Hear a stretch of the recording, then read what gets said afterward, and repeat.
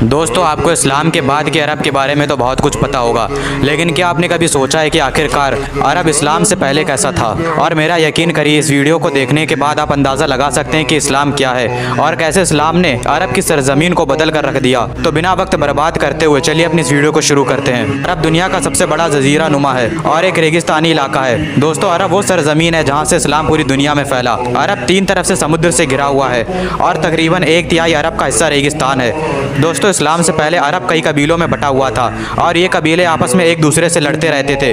पानी पिलाने की बात पर तक एक दूसरे से लड़ते रहते थे। और दोस्तों, हर एक कबीले का एक सरदार हुआ करता था जिसे शेख कहा जाता था। दोस्तों, जैसा कि मैंने बताया कि ये कबाइल आपस में एक दूसरे से लड़ते रहते थे और इसका सबसे अच्छा एग्जाम्पल बसूस की जंग है। ये तकरीबन 40 सालों तक लड़ी गई। ये जंग रसूलुल्लाह सल्लल्लाहु अलैहि वसल्लम की पैदाइश से पहले लड़ी गई थी।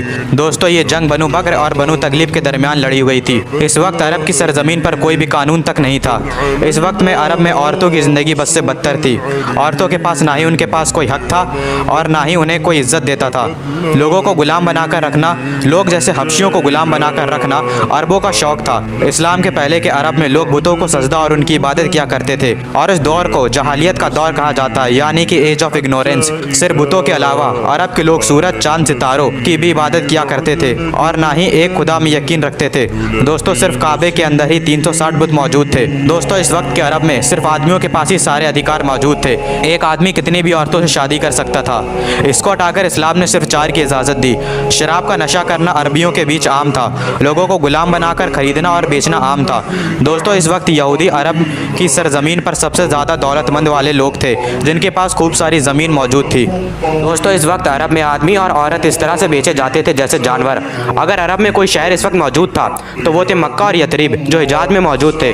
और मक्का के ज़्यादातर लोग ताजिर थे। तिजारत की वजह से ये अरबी सीरिया, यमन और इराक भी जाया करते थे और हिंदुस्तान से भी इनके अरबियों के रिश्ते बहुत पहले से थे। इस वक्त के अरब में कोई भी सरकार नहीं थी। सालों तक अरबी ऐसे ही रहे। कोई लॉ एंड ऑर्डर नहीं था। सिर्फ कबीले ही हुआ करते थे जो अपने लोगों की हिफाजत किया करते थे, चाहे उन्होंने कोई क्राइम तक क्यों ना किया हो। तकरीबन 7 तरह के लोग अरब में मौजूद थे। पहले जो बुतों की इबादत किया करते थे और काबे में 360 बुत रखे हुए थे। दूसरे एथिस्ट, जो किसी को भी नहीं मानते थे। तीसरे जिंदिक्स, जो 2 खुदाओं की इबादत किया करते थे। उनका मानना था कि ये दोनों खुदा आपस में एक दूसरे से लड़ रहे हैं। चौथे सबाइंस, जो सितारों की इबादत किया करते थे।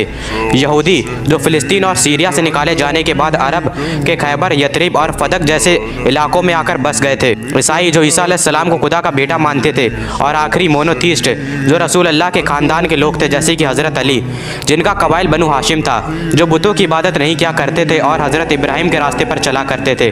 दोस्तों, अब आप देख सकते हैं कि अरब में क्या था। दोस्तों, ये बात बिल्कुल दुरुस्त है कि जब पूरा अरब जुल्म सितम, नाइंसाफ़ी और बर्बरियत से घिरा हुआ था तो रसूल अल्लाह सल्लल्लाहु अलैहि वसल्लम अरब के लोगों और पूरी कायनात के लिए एक रहमत बनकर ज़ाहिर हुए, जिन्होंने सारे अरब कबाइल को एक झंडे के नीचे इकट्ठा कर दिया। और अरबी, जिनके पास खाने के लिए खाना नहीं था, उन्होंने उस वक्त दुनिया की 2 सबसे बड़ी ताकतवर सल्तनतों को तबाह करके रख दिया। और अल्लाह ने कुरान की शक्ल में उन अरबियों को इल्म दिया। वो अरब जहाँ गुलामों के साथ जुल्म होते थे, उस अरब में इस्लाम ने हज़रत बिलाल को एक अहम मुकाम से नवाजा।